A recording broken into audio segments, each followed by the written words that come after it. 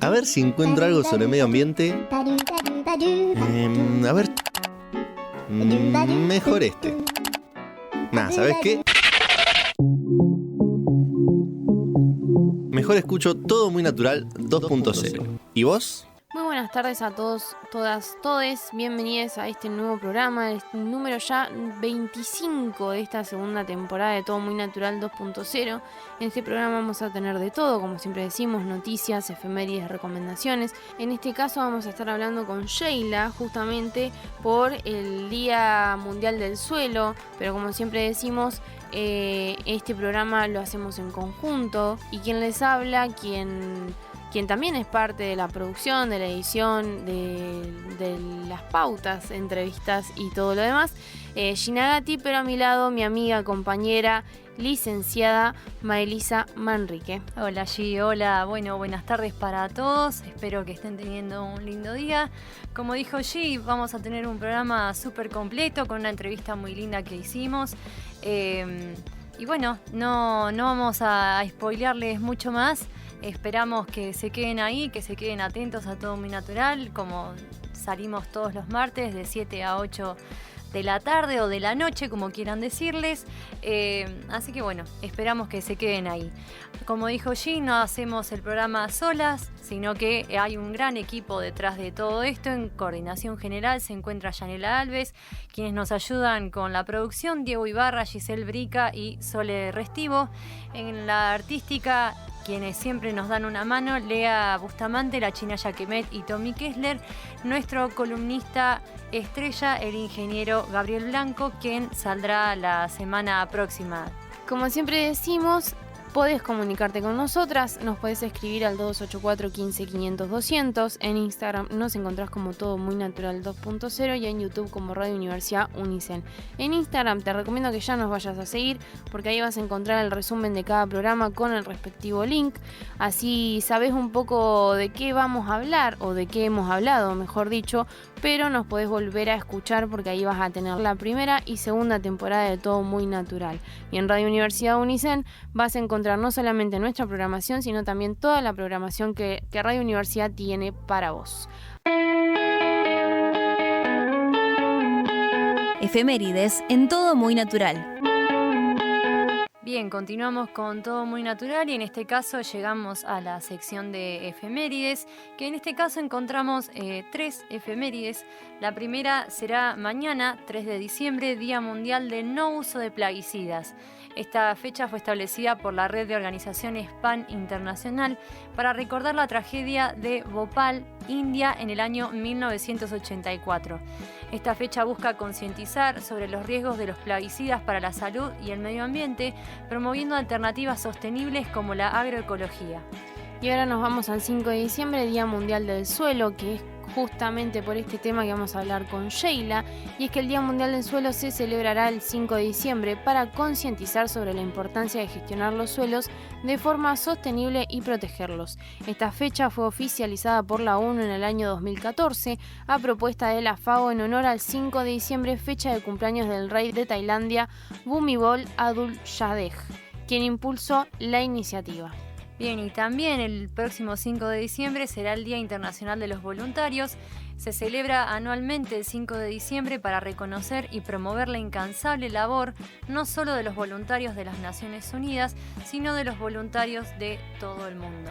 A raíz de este día, y queremos saludar especialmente a los voluntarios, en este caso de las protectoras que nosotras hemos entrevistado en RU al Rescate, a todas las protectoras de CRAO, Serendipia, APOA y bueno, muchas más que quizás me estoy olvidando, pero bueno, a todas ellas va un feliz día.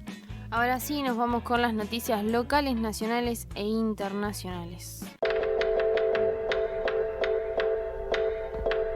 Las noticias más importantes en Todo Muy Natural.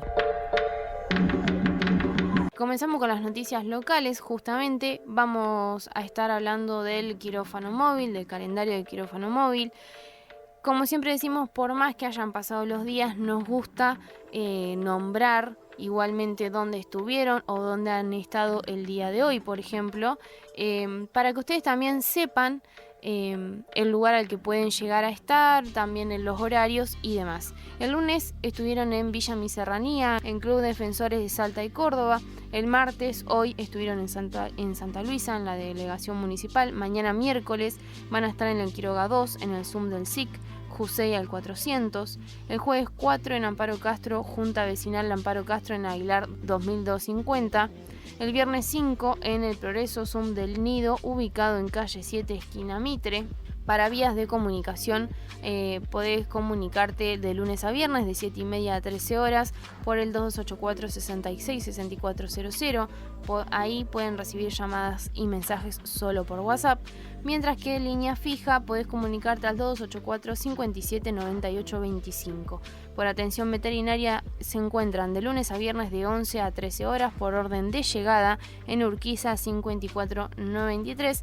Si llegas a tener Instagram, te recomendamos que sigas el Instagram Adoptame la Barría. Ahí suben todos los calendarios del quirófano móvil y también el cronograma de la vacunación antirrábica, que ahora Meli te lo va a informar.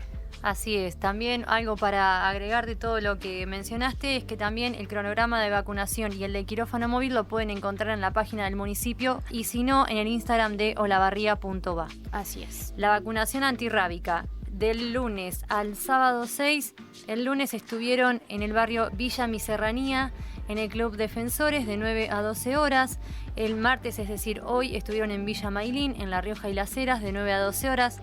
El miércoles 3, mañana, estarán en Facundo Quiroga 2, en el SIC, en Jusey al 400, de 10 a 12 horas. El jueves 4 estarán en el barrio 12 de octubre, en el CAPS número 6, Hipólito Yrigoyen y calle 13, de 10 a 12 horas. El viernes 5 estarán en Colonia Hinojo, en Plaza Sarmiento, Avenida de los Fundadores y Charle, de 9 a 12 horas. Y el sábado 6 estarán en el barrio Luján, en Plaza Luján, Álvaro Barros y de Anfunes, de 9 a 12:30 horas.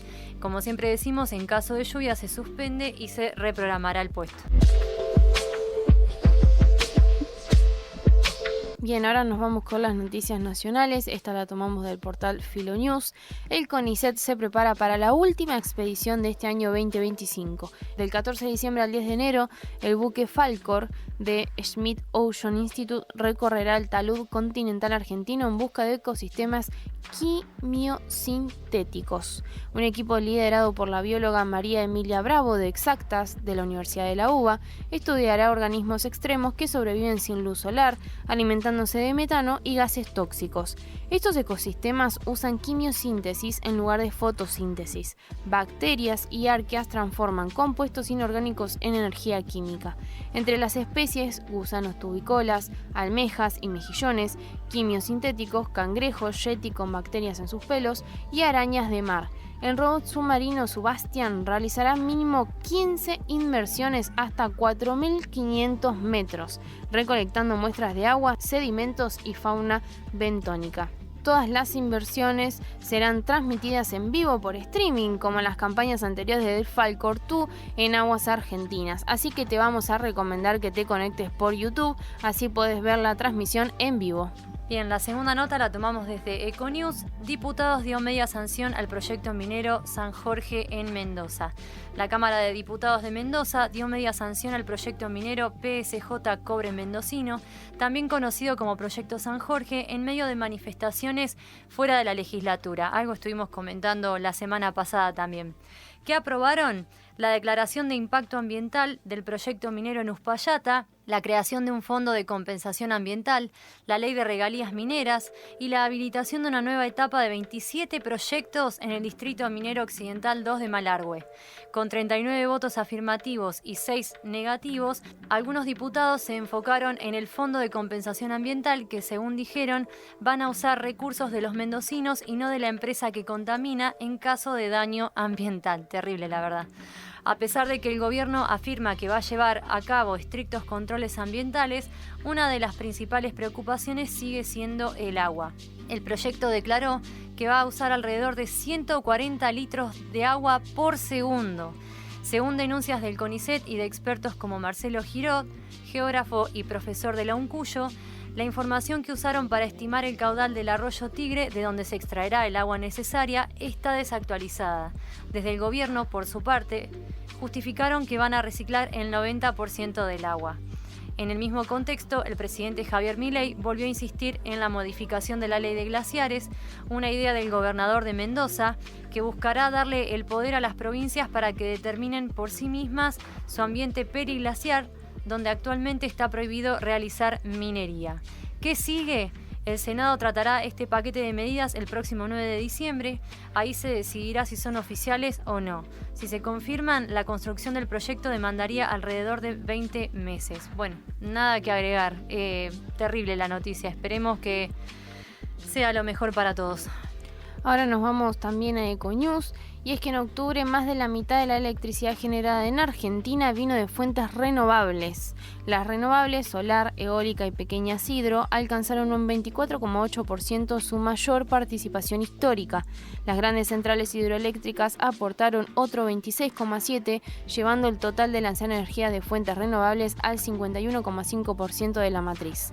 Según el monitor eléctrico de REXA, este salto representa un crecimiento mensual del 11,4% en la participación de fuentes renovables y un aumento interanual del 29,7%. La generación térmica cayó un 7,2%. La nuclear aportó un 8,54% con un aumento del 2,2% frente a septiembre. Según el informe, los subsidios en el mercado eléctrico mayorista bajaron a 30,47%, su nivel más bajo desde el mes de julio. El régimen de fomento nacional para el uso de fuentes renovables de energía destinada a la producción de energía eléctrica, Ley 27.191, establece el alcance de las fuentes renovables. La norma define las fuentes renovables de energía como aquellas no fósiles idóneas para ser aprovechadas de forma sustentable en el corto, mediano y largo plazo.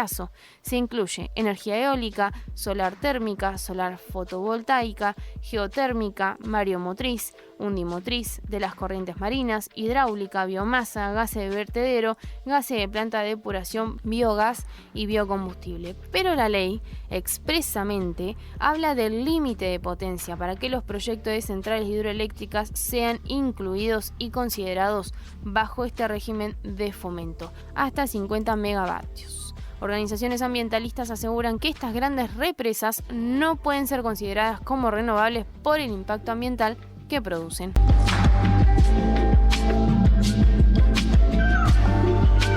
Bien, continuamos con las noticias internacionales, en este caso la tomamos desde Econews. En México, hasta 20 años de cárcel para quienes cometan delitos ecológicos. Aplausos, aplausos. Diputados de México aprobaron una reforma ambiental que puede ser histórica. La reforma endurece penas contra delitos ecológicos como la tala ilegal, el tráfico de fauna y los incendios provocados. Las sanciones ahora pueden llegar hasta 20 años de prisión cuando el daño ocurre en áreas naturales protegidas. Ahora tiene que pasar por el Senado para que lo revisen y lo aprueben. La reforma también incluye por primera vez responsabilidad penal para empresas. También incorpora nuevos delitos que antes no estaban contemplados, como daños a manglares, humedales y arrecifes, incendios con fines de lucro, financiamiento y encubrimiento de tráfico de especies y descargas ilegales en mantos acuíferos. Ahora nos vamos a Brasil porque se va a fortalecer su respuesta ante desastres ambientales y humanitarios. Durante el Seminario Internacional sobre Operaciones Humanitarias y Respuesta ante Desastres, la Marina de Brasil y el Banco Nacional de Desenvolvimiento Económico y Social presentaron FRIDA, la Fuerza de Respuesta Inmediata ante Desastres Ambientales. FRIDA es una unidad anfibia, expedicionaria y de despliegue rápido integrada al Cuerpo de Infantería de Marina.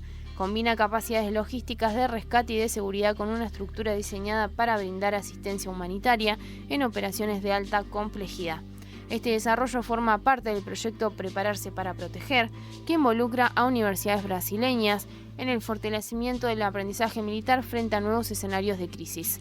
El evento de hoy tiene múltiples propósitos: intercambiar experiencias entre militares, académicos y especialistas, porque siempre hay algo que mejorar, ya que los desafíos aumentan constantemente, así dijo el almirante Viana Braga durante el seminario.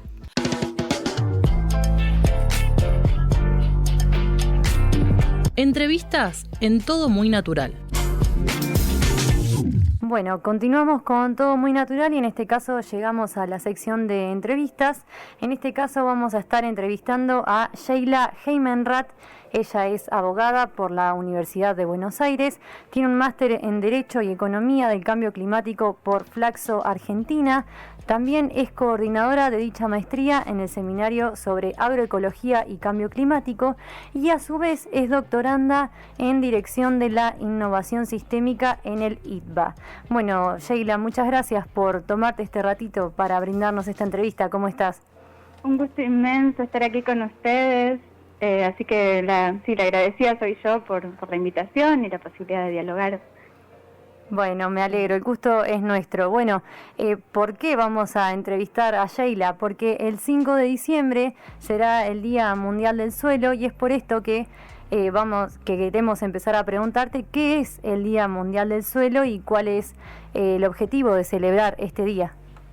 Bien, el Día Mundial del Suelo, que se celebra el 5 de diciembre, fue declarado en 2013, es decir, la FAO, que es la Organización de Naciones Unidas para la Alimentación y la Agricultura, junto con la Asamblea General de Naciones Unidas, declararon el Día Mundial de los Suelos como una forma de llamar la atención sobre el rol crucial que este recurso tiene para, por un lado, la seguridad alimentaria, dado que el 95% de los alimentos provienen de los suelos, para el desarrollo rural y para los servicios ecosistémicos que conlleva los suelos, que es el principal reservorio de biodiversidad. Sí. Entonces, desde 2013 que se celebra, y en el mismo año se creó el Panel Intergubernamental Técnico sobre Suelos, y a partir de ahí se empezaron a celebrar año a año distintos simposios con distintas temáticas. Es decir, por ejemplo, en 2017 el tema fue el carbono orgánico en suelos, que está muy relacionado con la agenda climática. De hecho, el 2015 fue también el Año Mundial de los Suelos, y esto se relaciona también, fue el mismo año de la COP climática de París, en la que se firmó el Acuerdo de París. Y entonces esa fue también una ventana de oportunidad para insertar a los suelos en la agenda climática por todo el potencial que tiene, por los cobeneficios de captura de carbono en suelos y cobeneficios de adaptación al cambio climático, de mitigación y a la vez de seguridad alimentaria. Entonces se generaron también mapas de carbono orgánico en suelos y del potencial de secuestro de carbono, y en ese sentido nuestro país tiene un gran potencial, como otros países como Brasil también. Y a lo largo de los años se fueron celebrando con distintas temáticas. En 2018 la temática fue la contaminación de los suelos, luego en 2019 la erosión, que tiene que ver con la pérdida de esta capa superficial de suelo, ya sea por el agua, por los vientos, por la deforestación, por el sobrepastoreo o por la agricultura intensiva. Sí. Luego, en 2021, se dedicó a la biodiversidad de los suelos, y en este sentido también la agroecología tiene un gran potencial para ofrecer. Luego, en 2021, se puso el foco en la salinización. Por ejemplo, el caso de zonas costeras afectadas por la elevación del nivel del mar o ciertas islas, pero también otras prácticas como por ejemplo la deforestación o la plantación masiva de árboles en zonas que son por ahí pastizales, que eso también puede llevar a estos procesos, o por riego con prácticas inadecuadas. Luego en 2022 se puso el acento en los suelos para la nutrición, y aquí también hay una relación que cada vez está siendo más explorada sobre la vida del suelo, la microbiota del suelo y la relación con nuestra propia salud por la microbiota intestinal y el rol que tiene también la diversificación de la alimentación. Luego en 2023 se centraron en la relación entre los suelos y el agua. En este sentido, Argentina tiene un investigador muy renombrado a nivel internacional, que es Esteban Jovashi, que es justamente experto en ecohidrología, que es esta interacción entre los cambios en el uso de la tierra y la hidrología, es decir, la relación entre las plantas y el comportamiento del agua subterránea y cómo éstas se modifican con los distintos usos agrícolas. Entonces, estas cuestiones son cruciales, por ejemplo, para prevenir inundaciones, o al revés, para hacer frente a periodos de sequía, y entonces el ordenamiento territorial deviene crucial. Y en 2024 el foco estuvo puesto en la información y los datos sobre suelos, y este año, 2025, la temática está centrada en la impermeabilización, o de manera más amplia la artificialización de suelos y los suelos urbanos. Es decir, la importancia, y acá también la agenda, esta agenda está muy relacionada con la agenda de adaptación al cambio climático por el rol que los suelos tienen en la regulación, tanto climática, por ejemplo, atemperando la temperatura en tiempos de olas de calor, y también cuando los suelos no están artificializados, permiten la infiltración del agua, entonces eso disminuye el riesgo de inundaciones en periodos de excesos hídricos. Y en este sentido, digamos, por un lado, digamos, los servicios ecosistémicos que brindan los suelos son cruciales, digamos, desde los servicios ecosistémicos son servicios ecosistémicos de aprovisionamiento. Como dijimos, aprovisionamiento puede ser de alimentos, de agua limpia, de otro tipo de biomasa no alimentaria, pero también servicios de regulación, es decir, decíamos, por ejemplo, regulación hídrica, regulación del clima, y también el ciclo de nutrientes. Y por otra parte, también servicios culturales, tanto, digamos, cuestiones recreativas o por cuestiones religiosas, y también el patrimonio cultural arqueológico que albergan los suelos. Pero esto entra siempre en tensión con otros servicios que aportan los suelos, porque son la plataforma en la que se asientan las infraestructuras humanas, fuentes de materiales. Entonces, el desafío es justamente el equilibrio de estos distintos usos frente a la degradación de los suelos. Y aquí me gustaría poner el acento en el hecho de que es el recurso menos estudiado, es decir, más que recién en las últimas 2 décadas, que hay un gran esfuerzo de investigar la vida de los suelos, frente a otros recursos que tienen como otra trayectoria. Y de hecho, por ejemplo, a nivel de la Unión Europea, es recién en 2025, en diciembre, que se aprobó la primera directiva europea sobre monitoreo de los suelos, y en esa directiva se establece que el suelo es un recurso vital que es limitado y es considerado no renovable y irreemplazable en una escala de tiempo humana. ¿Por qué? Porque para la formación de apenas unos pocos centímetros de suelo se requieren como 1000 años prácticamente. Entonces,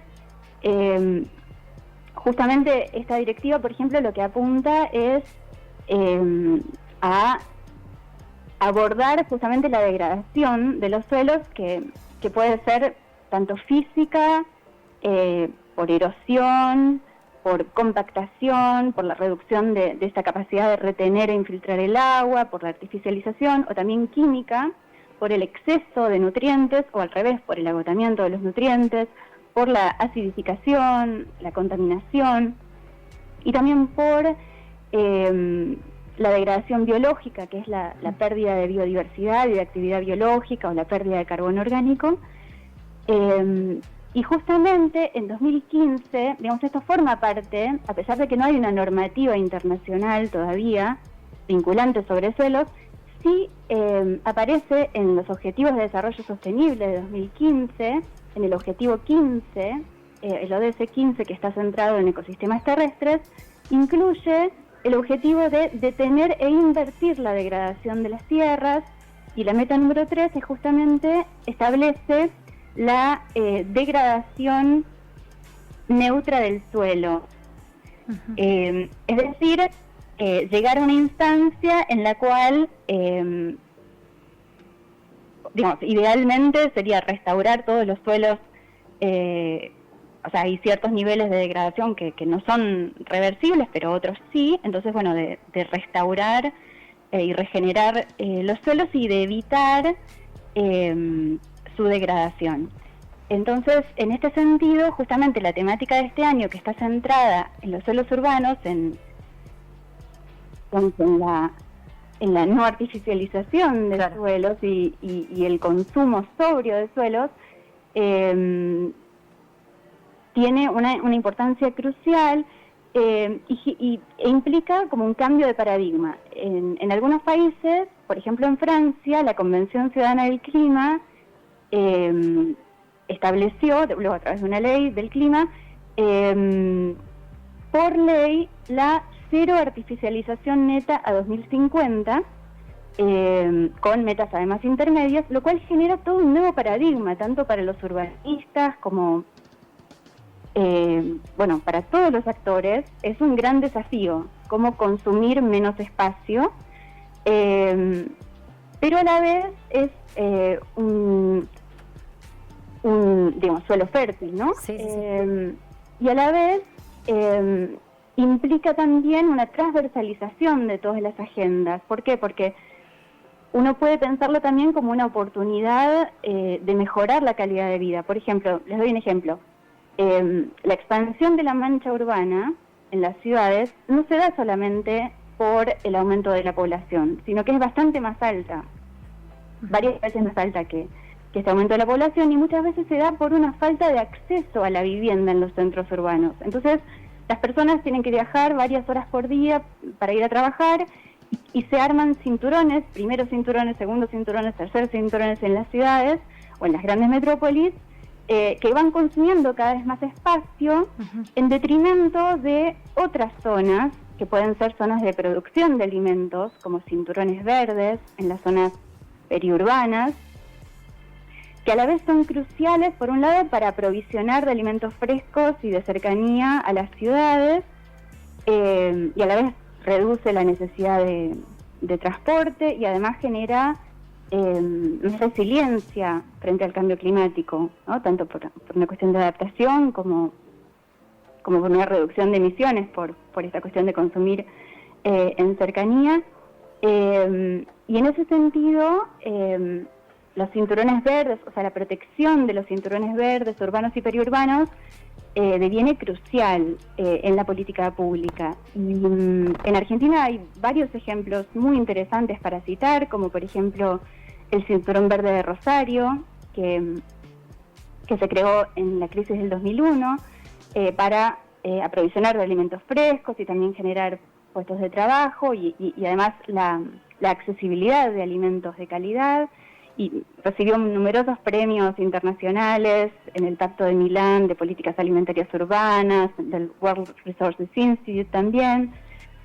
Otro ejemplo es el Cinturón Verde de Córdoba, y hay un observatorio que es el Observatorio de Agricultura Urbana y Periurbana y Agroecología de Córdoba, que lo dirige Beatriz Jovelina, que fue quien además dirigió hace unos años el Congreso Nacional de Periurbanos. Y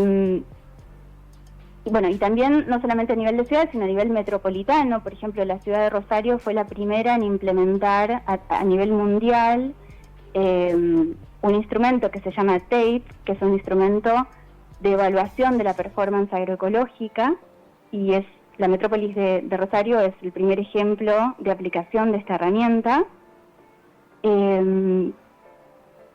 Y este tipo de iniciativas además son promovidas, por ejemplo, por la red de municipios, por la RAMCC, que es la red de municipios de acción frente al cambio climático. Tienen diferentes ejes, como por ejemplo empleos verdes, que justamente en muchos casos varios municipios privilegiaron esta cuestión de la producción local de alimentos agroecológicos.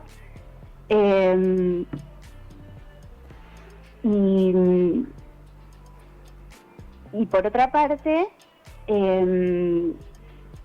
también tenemos, digamos, para citar,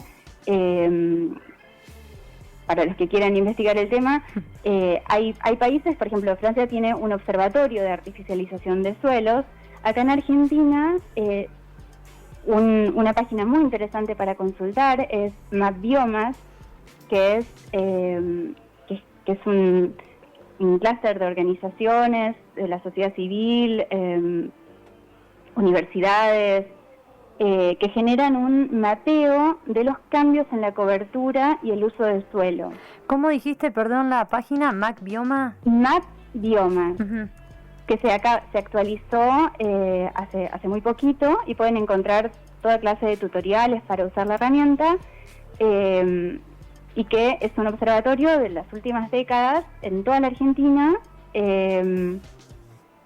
de cambios en la cobertura y uso del suelo. La diferencia entre ambos es que la cobertura tiene que ver con, por ejemplo, puede ser una cobertura arbórea o con hierbas, y el uso del suelo tiene que ver con si es una zona urbana o industrial.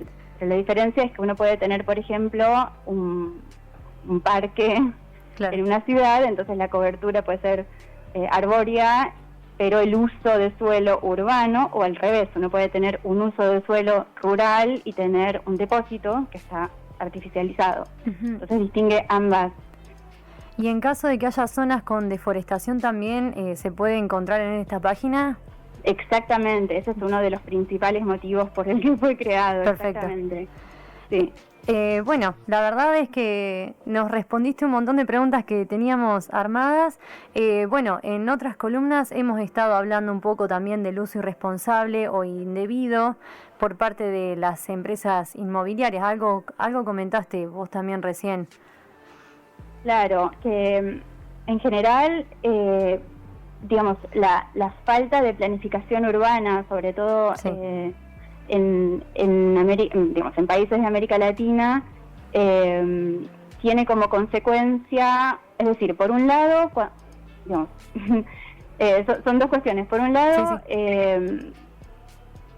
sería interesante crear un observatorio de artificialización de suelos con los principales drivers que llevan a estas cuestiones.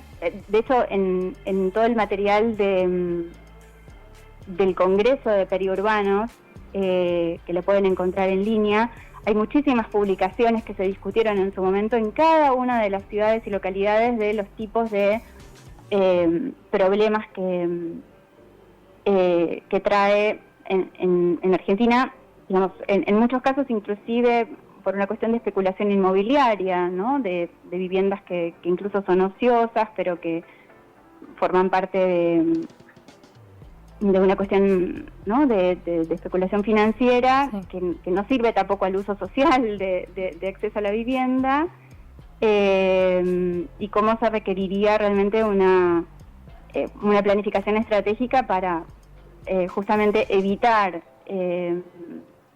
la expansión de la mancha urbana y a la vez generar un desarrollo territorial, digamos, más inspirado en, uno podría pensar en ciudades de 15 minutos o de media hora, es decir, también planificadas a través del transporte, más multifuncionales.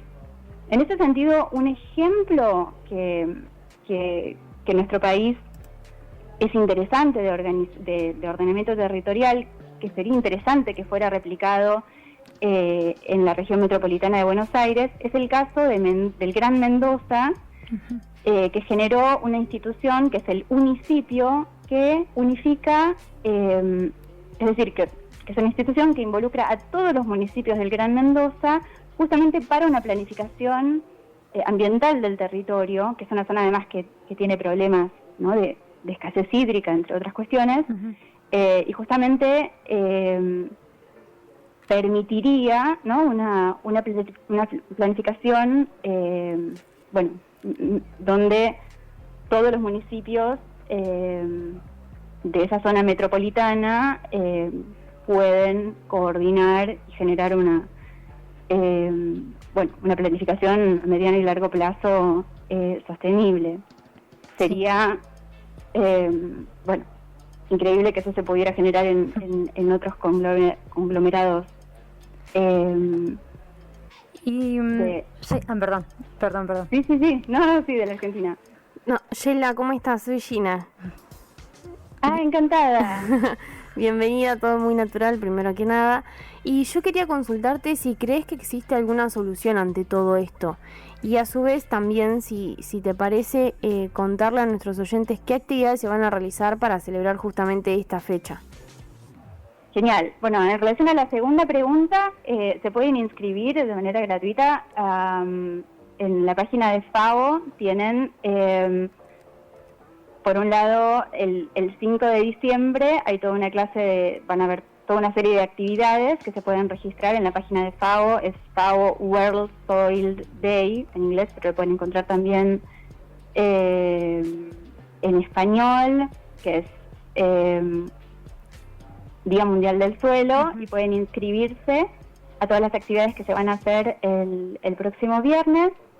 Y inclusive para los que tienen chicos hay una guía de actividades pensadas exclusivamente para chicos para justamente explorar los suelos en su ámbito. Así que bueno, están todos involucrados e invitados. Y por el otro lado, en relación a tu pregunta, sí, hay muchísimas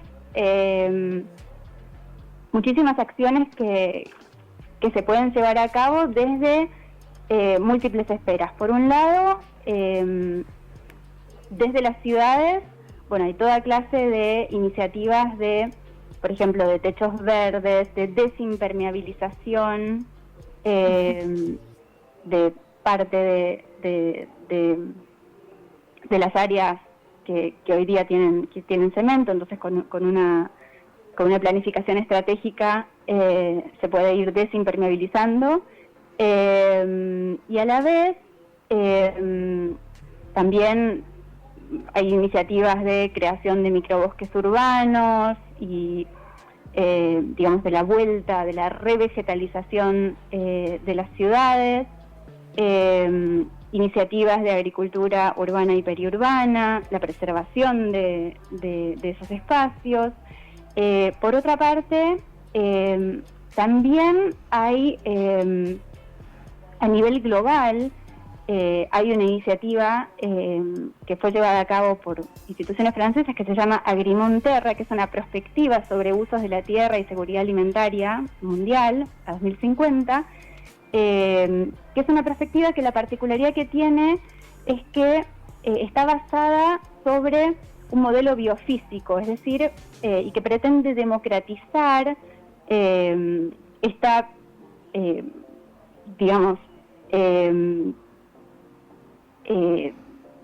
planificación acerca de usos de la tierra, y ofrece una serie de herramientas para, por un lado, generar conciencia y brindar herramientas en distintos, para facilitar el diálogo sobre los usos de la tierra y construir escenarios locales adaptados a las circunstancias en distintas regiones, y que está siendo aplicado. Por ejemplo, un caso emblemático es el caso de Andhra Pradesh, que es el caso más grande a nivel internacional de transición agroecológica, y entonces, ellos también con herramientas similares generaron escenarios a 2050 con todas las implicancias sociales, económicas, ecológicas de esa transformación, y así como en otras latitudes, también en Brasil. Por otra parte, Brasil tiene, a nivel regional, que da mucho optimismo ver cómo Brasil, por un lado, salió del mapa del hambre y en parte es por la política alimentaria urbana, teniendo en cuenta de que, en América Latina tenemos población, un 80% de la población viviendo en zonas urbanas. En el caso de la Argentina, más todavía, un 90%. Entonces, las políticas de agricultura urbana y periurbana, de agricultura familiar, agroecología, de preservación de esos espacios y de recuperación de saberes, también es crucial, ¿no? Y cómo buscar esos puntos de apalancamiento para un cambio sistémico, transformativo. En parte, Brasil lo encontró en esta promoción a través de la provisión de alimentos saludables en las escuelas y en otros espacios públicos, pero sobre todo en las escuelas, que eso tiene que ver también con garantizar el acceso a una alimentación sana, con más frutas, verduras, saludable, que a la vez permite la transición agroecológica, ¿no? Sí. Entonces, esos puntos de apalancamiento a veces son claves, y en ese sentido también les recomiendo muchísimo el último informe de IPBES, que es la plataforma de biodiversidad, que fue dirigida por un argentino, que es Lucas Garibaldi, que él es un experto en agroecología y en la creación de paisajes multifuncionales, y ese informe sobre cambio transformativo justamente tiene que ver con encontrar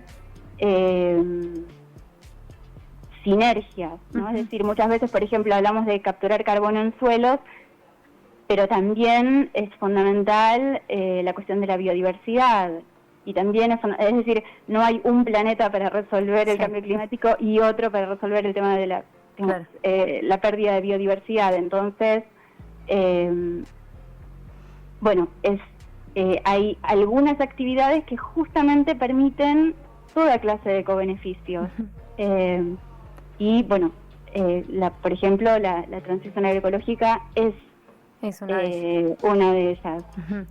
Bien, Sheila, y para finalizar queríamos consultarte si podrías darnos alguna reflexión que quieras aportar, o algo que no te hayamos consultado que quieras agregar.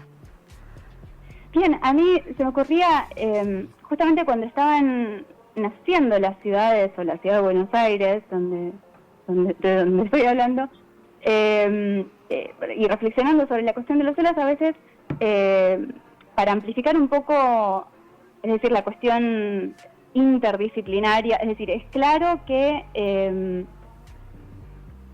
esto requiere una gobernanza multinivel e interdisciplinaria, ¿no? Es decir, son expertos, científicos de suelos, edafólogos, ecólogos, urbanistas, digamos, es súper amplia, ¿no? La gama de disciplinas, pero para agregar una más, leyendo sobre poetas, cuando estaba recién naciendo en la ciudad de Buenos Aires, hay un poema de Borges que se llama Caminata en favor de Buenos Aires, que lo publicó en 1923, en la cual él dice, y cito, dice: la brisa trae corazonadas de campo, dulzura de las quintas, memorias de los álamos, que harán temblar bajo rigideces de asfalto la detenida tierra viva que oprime el peso de las casas. Pero cuando yo estudiaba sobre suelos y de pronto leo este poema de Borges, claro, me doy cuenta de que en esa sensibilidad de aquella época, cuando se estaban asfaltando las ciudades... Fue un visionario. Tal cual. Entonces, y después, si uno lee los poemas de Borges, en general se habla también sobre los ríos, que luego, hoy día vamos a ver entubados, y entonces, muchas veces, uno encuentra esa sensibilidad, y son también pistas para reconstruir, nuestra relación con la vida, con el suelo, y justamente el suelo es uno de los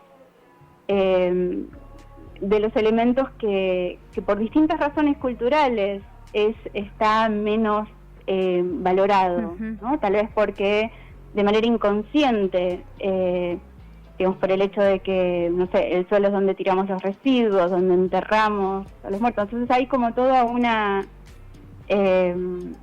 nueva reconexión con la vida de los suelos, que es un campo inmenso para descubrir, tanto para nosotros como para inclusive los científicos que están avanzando en todo ese conocimiento. Bueno, yo no tengo más nada que preguntar, vos, Gi. La verdad que súper completo, Sheila. Nos respondiste todas las preguntas. Increíble toda la información que nos ha brindado, las páginas también que nos ha brindado para nosotras seguir investigando y también seguir informando, que es el objetivo que tiene este programa. Así que lo único que nos queda es agradecerte por tus palabras, por tu mensaje también y la conciencia, sobre todo el mensaje, mejor dicho, de conciencia y de cuidar nuestro suelo, que es lo más importante que tenemos, nuestro medio ambiente, como siempre decimos acá. Ay, maravilloso. Bueno, un gusto inmenso y quedo a disposición para futuras colaboraciones. Bueno, muchísimas gracias, Sheila, de verdad. Muchas gracias. Un gusto. Bueno, un gusto a todos. Chao, hasta luego. Nos vemos. Chao, chao.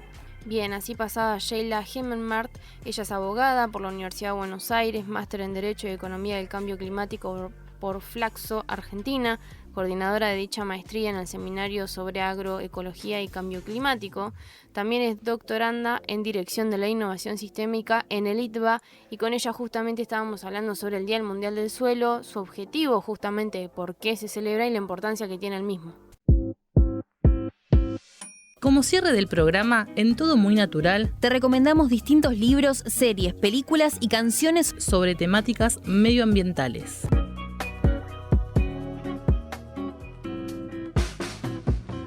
Bien, y llegamos a la última sección de este lindo programa de Todo Muy Natural 2.0, del programa número 25. Ya nos quedan más o menos 2 o 3 programas más y finalizaríamos con el año casi completito que hicimos y que creo que...